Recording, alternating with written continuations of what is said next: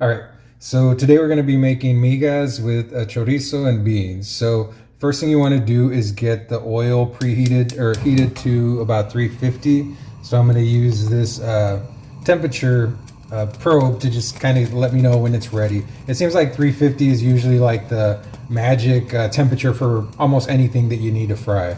So we're going to let this get up to 350, and in the meantime we'll get everything else ready for the migas.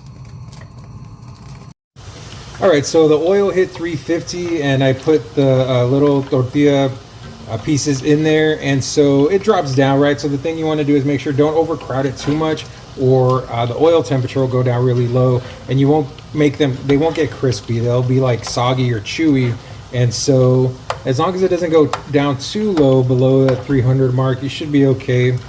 And I never really used to use the temperature probes before, but they're really like handy, they're useful. And then just kind of leaving them in the oil like this, you kind of get the feel of when oil is too low to use and when it's a good temperature.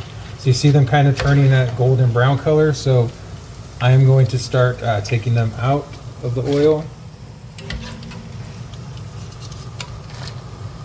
And I put them on this paper towel lined baking sheet just to kind of get rid of some of that oil. I'll probably maybe change these out if it gets too saturated or soaked in oil. And so we're going to go ahead and do this with the rest of our chips. So this is how much we've used so far, and we're just going to go ahead and cook up the rest of these. All right, so you can see over here we got all of the little mini tortilla crisps there, so we're good with that. Usually I'll multitask, but just for the sake of this video, I didn't want to mess anything up. So you know, if they get cold, that's fine. We're gonna throw them back in with the eggs in a little bit. And so right now I am just heating up this, it's grease that I got from making pork bellies. I usually save that grease, it accumulates, and I'll just use that. Not the healthiest thing in the world, but it does taste very good. And so first thing I'm going to do is, I really like this brand of chorizo. Usually when I lived up north in Michigan, I couldn't find it, but that's one of the good things about living where HEB is that you can find this brand. But I'm sure there's a lot of brands that are also just as good, but for now this is what we're going to be using. So what I want to do is just make beans with chorizo. I was contemplating putting some in the migas, and maybe I'll do that too. So first thing I'm going to do is just kind of get out.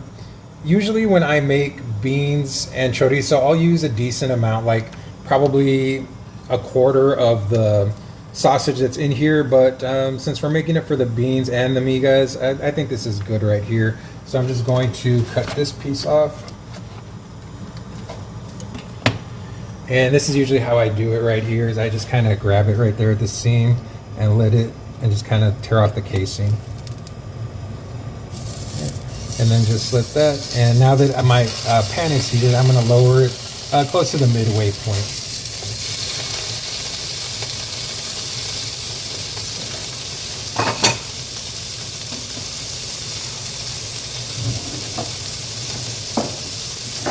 And so it's really important to break it up and just make sure it's not burnt. It's going to burn. So like I said, lower the heat.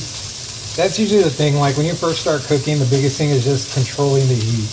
Right? When I first started cooking, which was like at 6 or 7, yeah, I started cooking at an early age. I haven't perfected it yet, so don't knock my cooking skills. But what I noticed is just, I always tended to just have the heat on super high. Just wanted everything to cook really fast, and it doesn't work like that. So I got that cooking. And now I'm going to throw in the onions now that this pan is hot.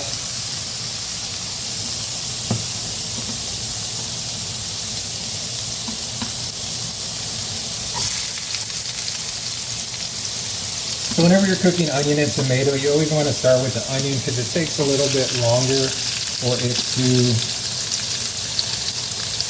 tenderize and caramelize than the tomatoes do.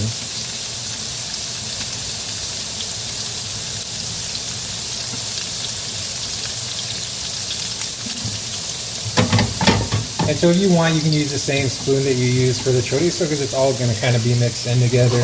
And there's nothing wrong with combining those flavors. It's actually a really good thing. So I'm just going to kind of give it a little flip here.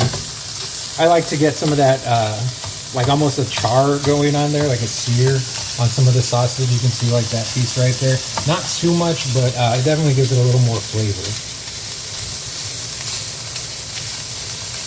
And then the onions are definitely starting to smell good right now. Give these a little flip. Oops. And lost a couple onions. A few went overboard there, but that's okay.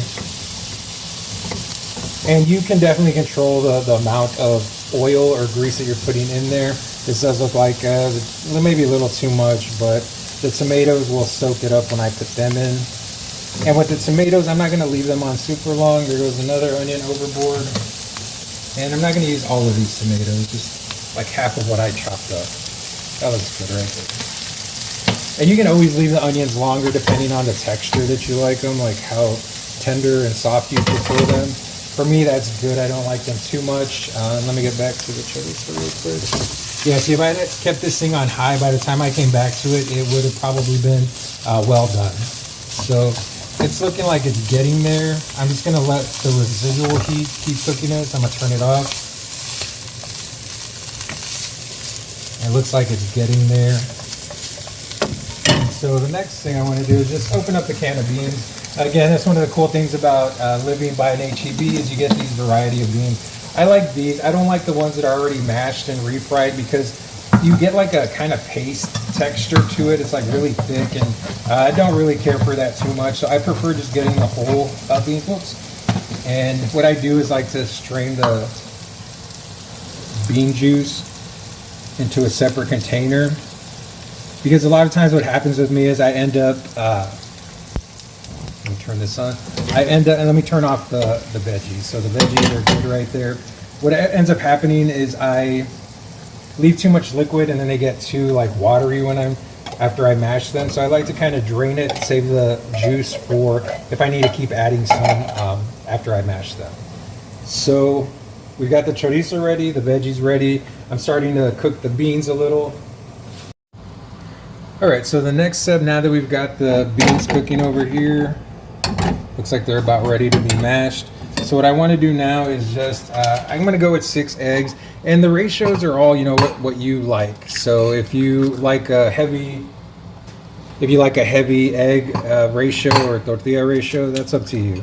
And so for this, I'm going to use 6 eggs.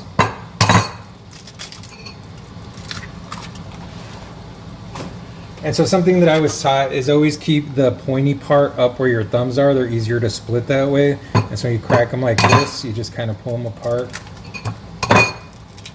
with your thumb. And I was going to say I managed to get no eggshells in there, but I see a couple. So right now I'm going to wash my hands. I didn't wash my hands earlier after handling the chorizo because if it's going to get cooked in, at high temperatures or a decent temperature, you're going to kill off whatever bacteria you put in there. So, but for now, I am definitely going to fish these eggshells out and wash my hands. All right, so I'm going to give the beans a stir. They look like a lot of the liquid has come out. So, I can always fix that after I mash that. And so I lowered the temperature on that to medium, and I'm going to turn on the heat for the pan for the eggs. So you can see I left some of the chorizo grease in there, which is fine because I don't have to add any kind of like spray or oil to prevent sticking. And so the thing with eggs, whenever you are beating or whisking them, is just don't overdo it. I always like to just kind of break the yolks. And just make sure it's well mixed, but again, don't overdo it. That should be good right there. All right, and so now what I want to do is I'm going to add some of this chorizo into the beans. And I usually like more in the beans than in the eggs or migas, so this is probably what I put in there. So I would say like 3/4 of it went to the beans and then the other quarter will go to the migas. And so once you have that, I always like to put them in before I mash it just to kind of like mix it up a little bit more. Everything kind of is more cohesive that way.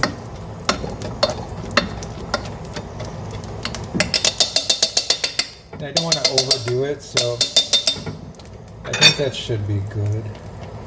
And they do look a little dry, so what I'm going to do is add a little bit of that bean juice I was saving.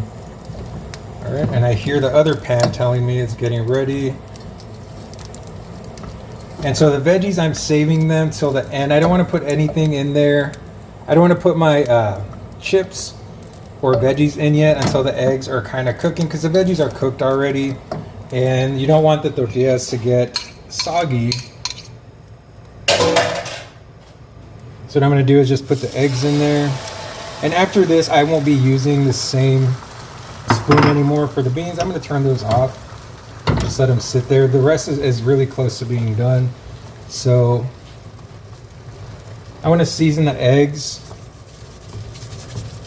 I might add a little bit more later, but for now, this is what I'm going to do. And I know that wasn't very much because I'm going to add a little bit more later, some pepper. I like onion powder. We're putting onion in there too. I like the taste of onion, so I will do some powder and actual onions. Sometimes it's better to use the powder, sometimes it's better to use the onion. Whenever I can, like to use them both. And instead of using a straight garlic powder, I'm going to use this garlic and herb. To me, I like garlic, but sometimes it can be a little bit overpowering in your food. So this one has a few different other herbs that kind of, I guess, dilute the garlicky taste while still giving you some garlic taste. All right, so we have these going right here. They're getting pretty close to being done, so now I'm going to add the veggies. And now this is where I'll add a little bit more salt. Not too much more. It's always best to undersalt something. Well, it's best to get it perfect, right? But if you're going to do it one way or the other, it's probably best to leave it undersalted, because you can always add a little bit more salt later, but it is very difficult to go the other way. All right, so we got our eggs pretty much almost done, right? You don't want to put the chips in too early, because then they get soggy and then it's hard to tell, well, like, are my eggs done? Are they not? And so here, again, it's all about preference. What ratio do you like chips to eggs?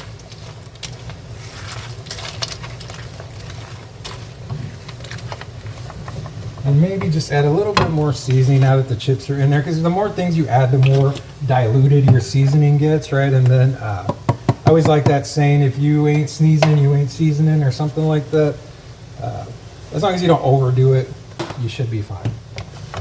And usually you want to taste your food as you go, but with eggs that are undercooked, you definitely don't want to do that. So just make sure that you are mixing it well. Make sure there's no clumps of chips anywhere. And then when you see the eggs are getting close to being done, then you can turn it off. And the residual heat, like, it still keeps cooking, right? The pan is hot, the griddles underneath the pan from the range are hot, so, and it all depends how you like your eggs. I've seen some videos where people like their eggs really runny. I'm not a big fan of that, so, you know, keep it here. And so we've got, and actually, folks, I forgot to add the chorizo, so I will do that now. The good thing is it's cooked already, right? So it's not like it's going to be raw when it's in there. But that happens sometimes, and you just got to adjust, right? Improvisation. I'm actually a teacher in my other life, and so improvisation is something that, you know, I've really learned to do throughout the years. So not a big mistake. And so now the last thing I'm going to do, we have our chorizo ready, we have our beans ready.